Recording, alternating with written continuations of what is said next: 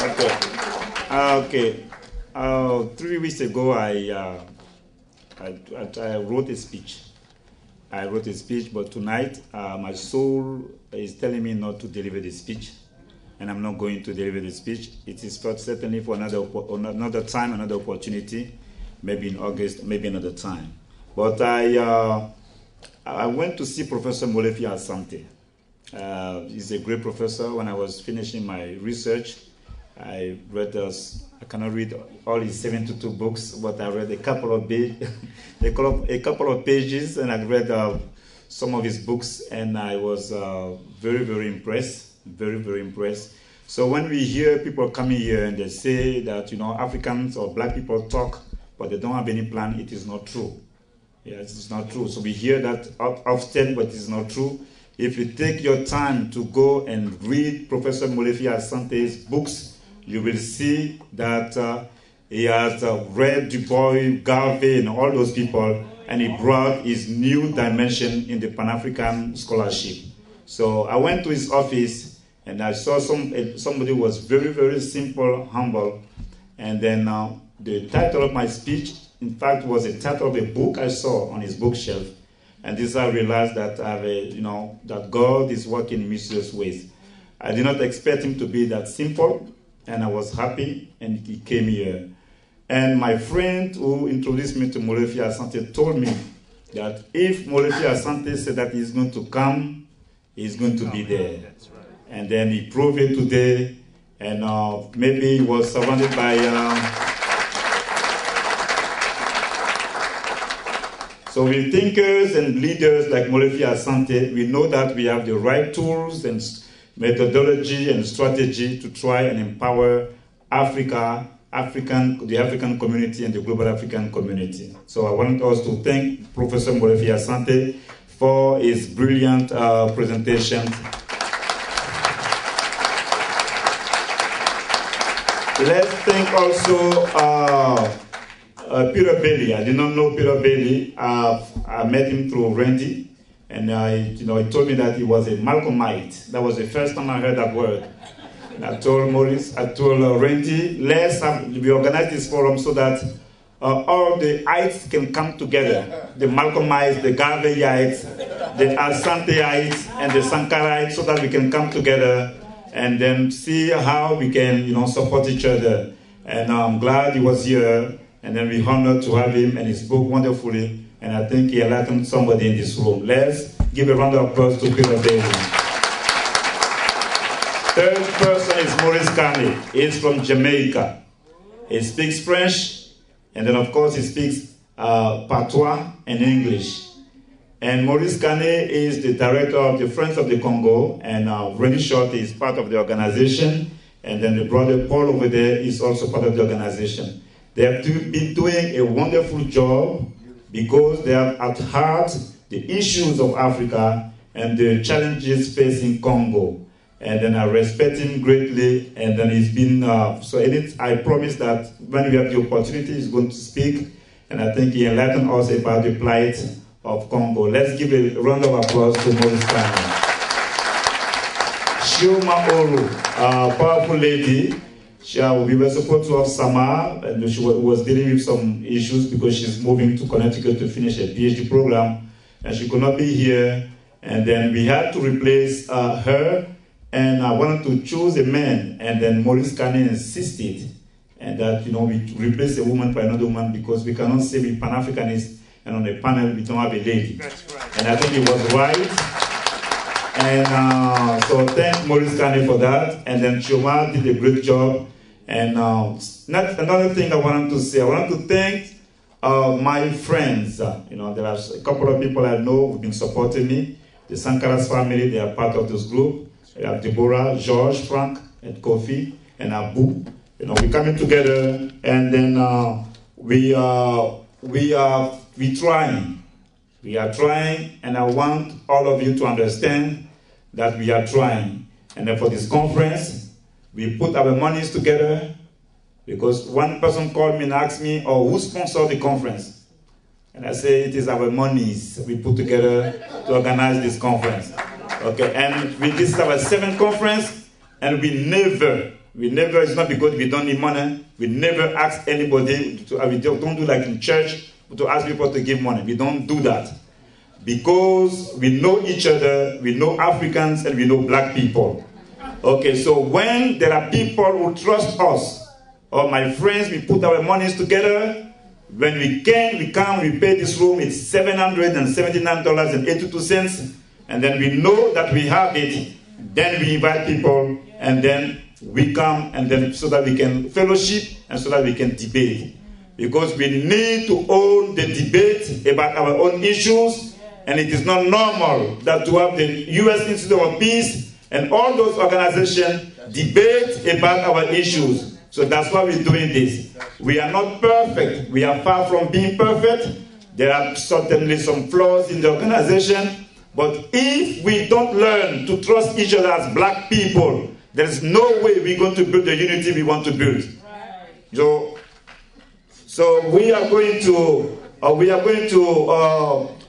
to support each other, understand that we have to be patient with each other, and then this is what we need to do so that we can build a strong unity among ourselves. So I want to thank my friends. There is Esther Beoulou, I will pass out the flyer, Delma Sirigale, Abu Kuyate, Abu Fofana, Georges Gnaka, Frank Obia. These are the people who put this conference together, and I hope I haven't forgotten some names. Thank also Randy Shaw, the moderator of the debate. Is going through a lot. I did not want him to moderate the debate, but I did not have many people I could count on, and he did a wonderful job because we started a little bit late.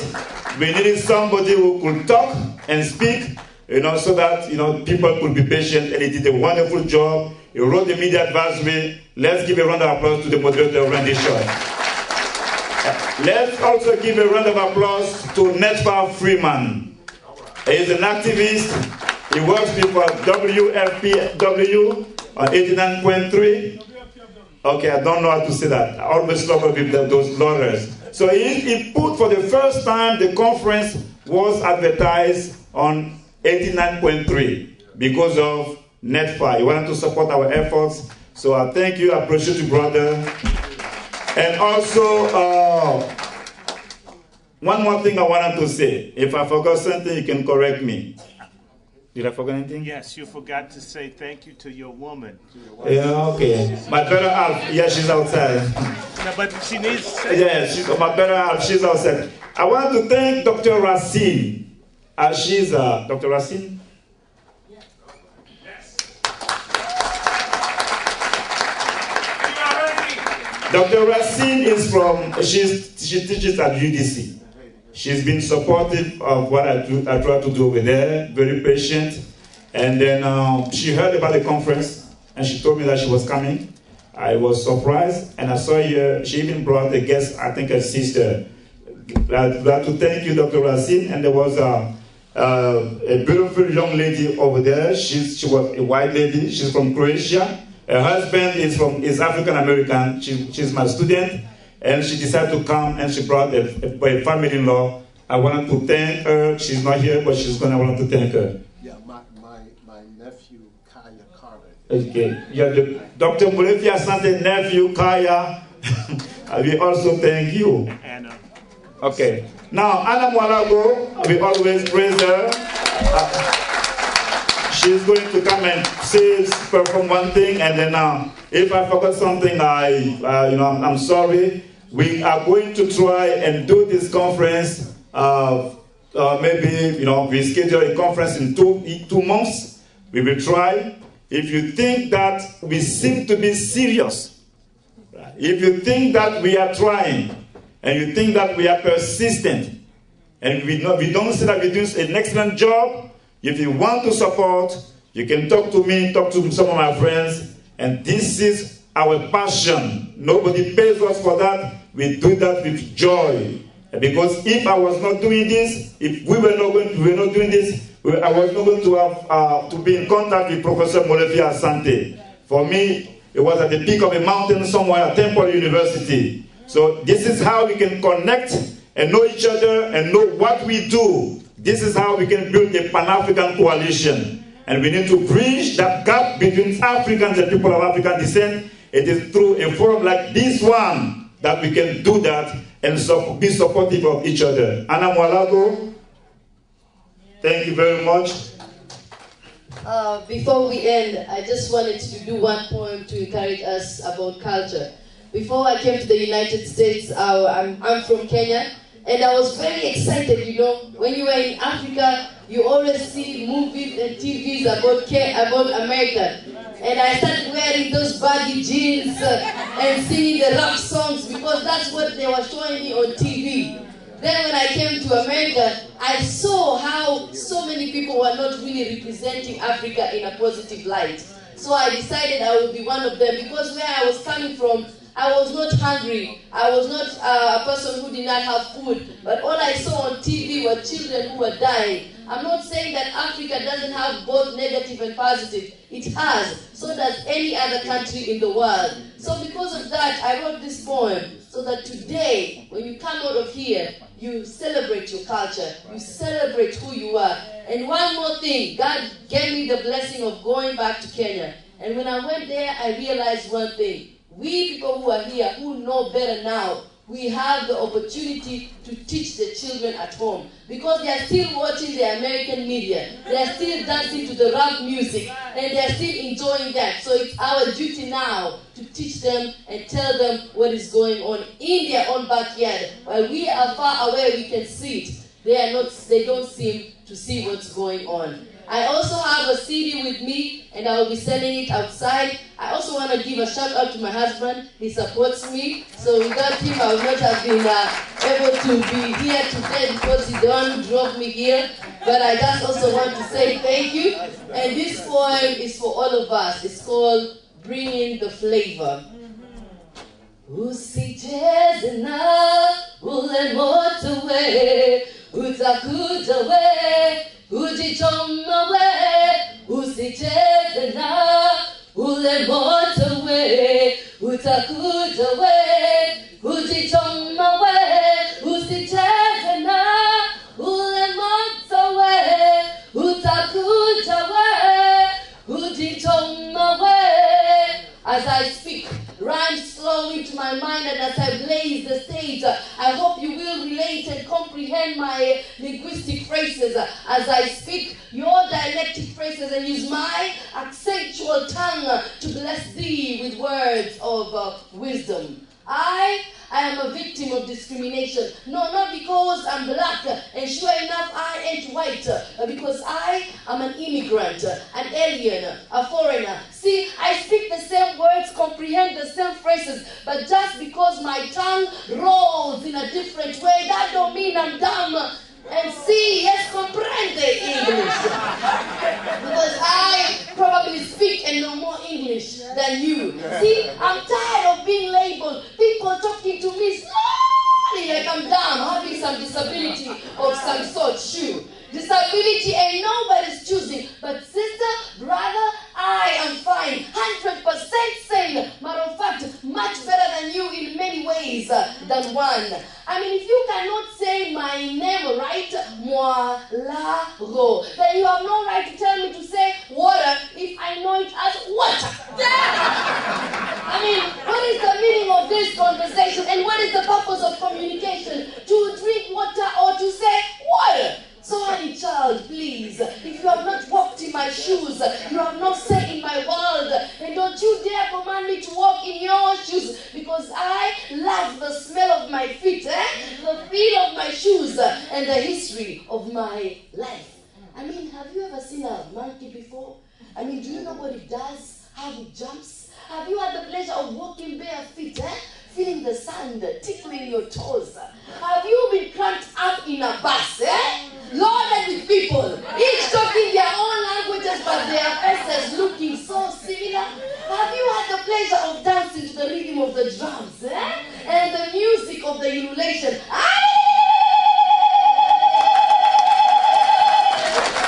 Making you feel so exhilarated? See, you cannot understand, just like I do not understand the Halloween madness, the calling before coming to visit, the biggest sale of the year, the and the time clock moving forward and backwards. Hey, my ways are not your ways, and your ways cannot be mine. So please don't try to change me, because I have no pleasure in asking you to change, for I love you anyway. Whether Hispanic, African, American, Indian, Asian, we are all God's children. So why can't we relate, love our difference, exterminate our ignorance that is killing us, and bring flavor into this world? Thank you.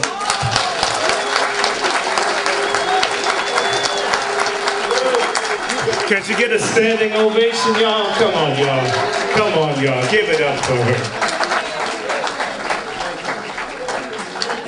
Je m'appelle Patricia Akoun et j'ai bien aimé la conférence parce que j'en ai appris beaucoup, surtout venant des Américains qui se mobilisent pour notre continent, l'Afrique. Ça nous fait réfléchir, ça nous fait vraiment réfléchir. Il faut qu'on s'y mette ensemble pour délivrer l'Afrique. Okay. Voilà, moi c'est Lydie Sankara, très heureuse d'être là ce soir, de participer à la conférence et que cela se passe tout le temps, quoi, parce que la lutte, c'est pas, ça ne se passe pas qu'un seul jour. Vous voyez, le combat est très dur, mais avec la persévérance, je pense que on va aboutir. Merci. I'm Maurice Carney with Friends of the Congo. I'm a co-founder and executive director. In regard to the Pan-African Conference today, I think it was a remarkable organizing effort by Gnaka. The Pan-African Conference today reminds me of the Pan-African conferences that Nkrumah, Du Bois, Sylvester Williams, and all of those people who came before us participated in.